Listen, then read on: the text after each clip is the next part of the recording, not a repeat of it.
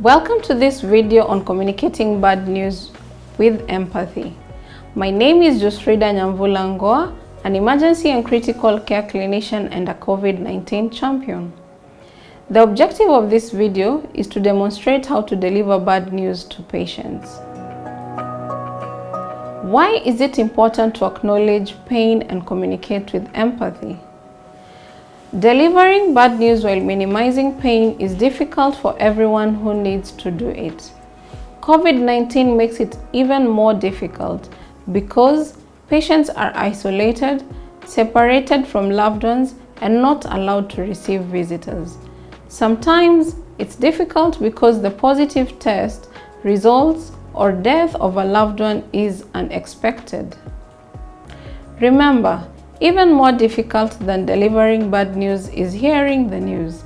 Healthcare workers that provide emotional support to patients in these difficult moments are providing critical support to help patients manage both immediate and future pain and suffering. How can healthcare workers practice empathetic listening? As important as what you say is how you listen. Be an empathetic listener by listening with your eyes, ears, heart, and mind.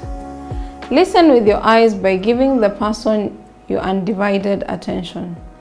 Listen with your ears by truly hearing their concerns. Listen with your heart by responding with caring and showing respect. Listen with your mind by providing suggestions to emerging challenges. What are the steps that can be taken to deliver bad news with empathy? Follow these 6 steps to deliver bad news from Bookman. Step 1. Prepare in advance. Prepare by specifying to yourself that what you will say, where you will deliver the news, and to whom you will deliver the news. Step 2. Consider what the recipient already knows. This will help you connect to the recipient. It can help you anticipate what their worries and expectations might be. Step 3.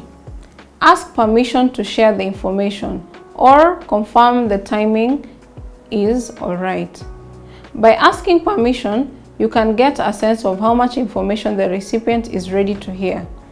It also provides an intermediate step for the recipient, as he or she may pick up that there is bad news and can begin to prepare him or herself. Step 4. Share the bad news. Begin with an introductory disclaimer. Provide the information slowly, ensuring the recipient understands each bit. Speak calmly. Don't give false hope, and give time for the recipient to express his or her doubts and questions. Step 5. Respond to the reactions of the recipient. Listen and acknowledge the emotional response and reaction of the recipient. This can support emotional recovery. One of the first steps in coping is identifying and naming reactions and emotions. It validates them and opens space to offer support. Step 6. Organize and plan. Verify that the news was fully received and understood. Suggest or offer next steps to provide possibilities and alternatives. After you deliver the bad news and the pain or difficulty of the situation is setting in, follow these best practices. Acknowledge that it is difficult and even traumatic situation. By doing this, you validate and name the person's reaction and emotions. For some who may be resisting or in denial, it may give permission to observe and begin to accept difficult emotions. Accept limitations. You cannot feel exactly what the other is feeling, but convey that you wish to be able to. Name the difficult factors of the situation: isolation, loneliness, and the challenge of social distancing when your loved ones need support most. Remind people they can always keep their memories, even when they may be afraid of forgetting. Allow time for silence. Appreciate the person's strength and how they have helped themselves. Allow for feedback. Ensure the people feel included in the process of grieving and are invited or encouraged to take agency in the process. Now let's share some examples of the best practices. 1. Acknowledge. For example, I can tell that it is very scary for you, that it makes you anxious, that it is impacting you really deeply. It is very normal to feel this in this situation. What can I do to support you? Another example on best practices is accept. For instance, it is normal that you feel guilty because you aren't able to be with your loved one. Remember that this is not your decision, but that the circumstances of the pandemic require isolation for those who are ill. Another example is when you name. When all this is finished, you'll be able to have the funeral or goodbye that your loved one would have wanted. If it helps, you could write a note of farewell to help process during this difficult time. Remind people that they can always keep their memories. Your loved one will always be in your memory. Another example is on appreciation. You have been such an incredible support, even in spite of the distance. Allow for feedback. For instance, consider what you can do for yourself and your loved ones to process and grieve.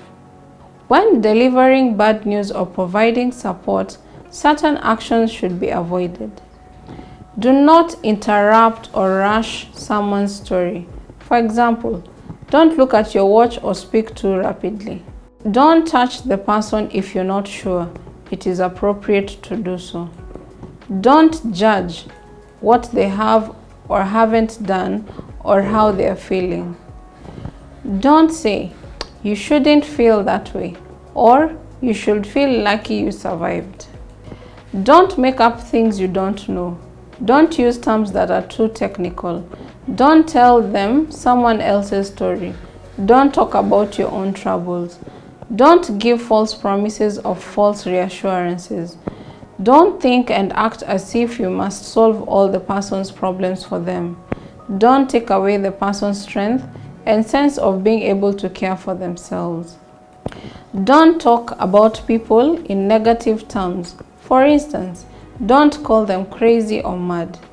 Just to put an emphasis, when delivering bad news and also supporting people through the onset of pain, it is especially important to practice active listening and empathy. For those grieving or suffering, engaging support of loved ones and social networks to listen and share in their sadness or grief can also provide immense support.